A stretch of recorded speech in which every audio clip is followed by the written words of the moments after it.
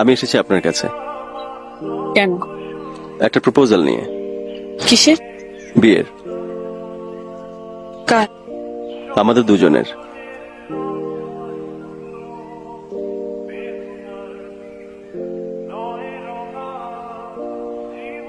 আর কিছু?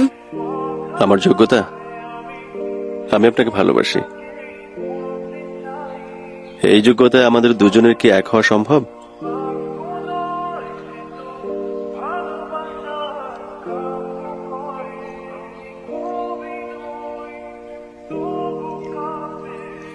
শুনুন,